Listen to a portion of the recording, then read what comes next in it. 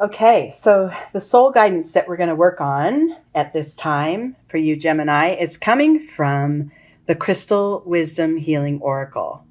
And the card that I pulled for you in particular is this card, this stone, Quantum Quattro. I'm going to try to get an angle so you could see it without a glare. It's a beautiful stone. And what we're talking about here is synergy, sort of creating a wholeness within that lets you shift and, first of all, integrate and then shift higher, right? This is a high frequency, high vibrational stone. Sometimes we might need to heal karmic aspects of ourselves. Sometimes we need to make sure that we're tending to our own well-being before we tend to others. We cannot be, the healer for anyone else, really, spiritually at least, especially if we have not worked on our own well-being. So this is going to be all about you, Gemini, and as all my readings are really, but some true inner work, some synergy within, let's say. Okay. Let's see what comes up in the Zen cards. So we're going to use the tree spread here. We've got the bottom branch. This is where we're starting. This is where you are now. And then we use this energy of the trunk, the rooted energy, to move us forward and reach toward the higher vibrations and new awarenesses. Okay? All right, Gemini, let's see. We're starting here with turning in. Yeah. First step in soul work and integrating and making sure that all is right within is turning in, right? So be with yourself. Look at the little all these ghouls and spirits and kind of scary to me spirits that are surrounding this woman, yet she sits in serenity because they, look at how the water flows from her, representing emotion and deep feelings, flows right from her. These spirits and demons and maybe past energies cannot harm her because she is collecting herself, she's sitting with herself and attuned to what's within. Okay, this is your starting point. I love this. So it's sort of gather yourself in order to prepare for this integration, in order to prepare for the next shift, right? I love that. That's perfect. Okay, internally, and the hidden aspect of the process of this, collecting of your energy, it's supported by your compassionate heart. It's supported by self-love, self-compassion, the knowing that, like we just said, you must tend to your own well-being before you can be of any value to others. The knowing of that is what's supporting the process of it, right? Your biggest strength will come from your deepest, your deep connection to your inner self. That's your biggest strength. Your biggest strength isn't outward.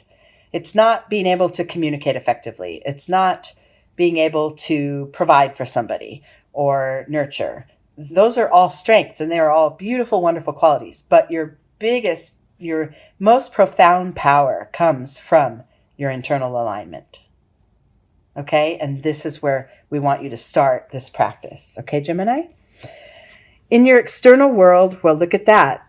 We also have more silence, more turning in. They go together. So I would say that physically in your daily life, ramp up your meditation, prayer, spiritual practices. Any time that you can get alone with yourself and unplug, disengage, no reading, no writing, no speaking, no listening. Anytime you can just be in silence is where you garner all this power that we're trying to line up, right? in order to move on to the next level. So more and more, even if it's, doesn't seem like a lot to you, but 15 minutes a day is a lot. It's a lot of soul recharge time if it's done properly. No distractions, no answering the door, no music, nothing, just pure silence. You could go out into nature if you want. That helps. There are sounds around, but in your meditation, you can just allow those sounds to be there. Or in a tub, in your bed, but purity of time, quality time with yourself. Okay. That's going to be really important. That's your foundation for preparing for this energetic shift. Okay. And that will facilitate this integration we're talking about here, represented by the Quantum Quattro stone. Look at that. It's just beautiful. I can't stop looking at that stone. There's so much going on. Okay, this trunk card here is sort of the key to your progress. Okay, we're going to have to master this in order to be able to move forward. And look at that. Well, what a fun thing that you must do. And that is have fun. Be joyful, be playful, express yourself outward whenever you can. After you've gathered and brought in your energies and tuned, into your own well-being, and acknowledge that your self-care comes first. Once you've aligned that, then break out and have the fun. Once you've gotten that aligned, you can bust out and do whatever, have some fun, sing, dance, play, hang out with friends, go sailing, whatever it is that lets your heart set free. You must find time for that. Then you're ready for your next shift, right? Then you're ready for what comes next. And look, healing is ahead. Healing is ahead for sure. I love this. Okay, so we have 3 cards that are based on emotions. We started out with a card based on emotion, a water card here in the Zen spread, in the Zen deck. And the next level is all about your feelings. It's all about, first of all, being cautionary that you don't throw your feelings onto others. You don't, not share your feelings. I'm not saying that. But you don't literally project what you feel onto someone else as far as, well, I'm feeling, I'm feeling really happy and joyful now, so you should too, right? Because you've just come out of this playful period. So no, that you let them stay contained within you. They're yours. And anyone else that's having an experience in front of you is allowed to have their individual experience, right? But at the same time, protect yourself. This is sort of, there's a sort of a psychic protection required here. Once you've aligned yourself and garnered and integrated your inner and outer worlds and brought your energy to where it is fully aligned and ready to make a shift, your need to protect from others' expectations of you is going to be need to put in place. So you might want to do some shielding work too. So, and also your need to not project your own stuff onto others. This is your work, right? Your work alone. So, if you want to have a teaching moment with another, then just merely set an example. Just be a model for this work. You don't have to spill it onto someone else in order for it to be effective, right? And nobody else's idea of what's best for you needs to be right for you, okay? So that's something to keep in mind as you are going through these processes. And then within you, internally, you have the distinct knowledge and this definite, vibration that it's healing your entire being.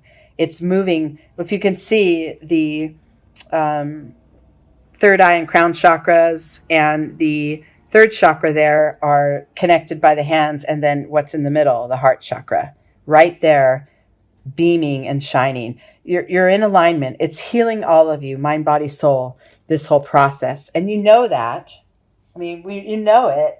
It's just a matter of being willing to do the work. See, because in some of you, this work here, this integration, this sort of gathering your energies could mean that you unearth some past pain, that you may have to do a little bit of, karmic healing and some deep diving into things that need to be forgiven, things that need to be let go of, codependencies, letting that inner child come out so that it can be your guide forward. Your healing, the potential for the powers of healing some things right now is very high, especially with the support of that Quantum Quattro card. And then containing it so that you realize you can't heal anyone else and you can't really influence their behavior. That allows you to really just truly focus on your own well-being. And then, like I said, mind, body, soul begin to align and heal. You start to feel that within first. And then in your external world, it shows up as a sort of community, sort of a we're all one. I'll do me, you do you, we're all good, love you kind of an energy that is really open-hearted and giving and caring and compassionate with those around you. And also between you and you, with the aspects of yourself too. Especially being Gemini, this integration, because of the duality of your sign, that integration, this is an important practice. This isn't something that you just do and then you're done and you never have to do it again, right? This is for all of us to practice periodically from time to time. There's always going to be new depths and new aspects of ourselves to heal. And I'm just, for this time being, for you, Gemini, the energy of the universe is right behind you in it. You have the full support of spirit in doing this practice. And it will result in a much more integrated, open-hearted connectedness that maybe has been lacking for you in recent times. Disconnection from self or disconnection from others. We tend to think if we do feel disconnected from others that the thing to do is to reach out and grab, right? But it isn't. The first thing to do is to reach inward, turn in, and get aligned. And then be the presence of connection. And the connection will come, right? Sort of like in law of attraction practices. Be in alignment before your outer world's going to get lined up, right? So that's what this process is for you. Okay, and then the top two cards, and this is, look at that, we got mind cards. So after all these emotions, the overall, and I love that because you are an air sign. You are, very much, a mental sign, that you use your mental processes very well. Two mind-based signs, two cloud signs for the Zen deck. One of them is guilt, but the other is rebirth. So I've got this guilt card, which I'm going to take this as be aware. So remember when we just said you cannot heal anyone else unless you're fully aligned. And really, even if you are, you can't really be the one that heals anyone else spiritually. That's their work. So you may feel that this is a close loved one that you have in mind when I speak of that. Maybe a parent, a child, a lover, someone that you feel beholden to helping in their growth, in their spiritual growth, which now we're learning is quite impossible. And that may produce some feelings of letting them down, some guilt. But it's okay, because if you can let those thoughts that are clawing at your head, like this figure here in the picture, if you can let those go, look what's waiting for you up above. Clear skies, beautiful life, blooming life again. So we can be aware of the fact that we have some regret over not being able to help someone out of their spiritual funk, or not being able to help someone elevate to their next space. We can be aware of the fact that we feel bad about that, but we cannot hold ourselves accountable for that, because that's when this guilt just really sets in. So having an awareness of it is very healthy, and learning to let go of that pretty powerful in all of us need to be the healer for everyone, be the one that nurtures and cares. Letting go of that need and just turning all that energy in toward yourself, that creates this card, which is that rebirth. This is depicted by basically 3 phases of the soul, and that is this sort of the camel, which is the lowest vibrational energy, the one that's just kind of responding and reacting and not really taking a lot of action, just kind of there, which we all have phases of our lives like that. Then the next step is this lion, which is speaking up, speaking out, roaring, making a presence known, really showing up and beating your chest and kind of, shouting from the rooftops. And from that release, because the release is necessary, comes the rebirth, comes that, like a fresh start, say. The inner child comes out again. I love how that inner child is there, and it's rooted down here by the playfulness card. These cards, they go with each other and they play off one another. All the work in between is within you. Okay? Really important to separate your inner work from any influence you feel you may have on others. Separate it. Do the inner work first.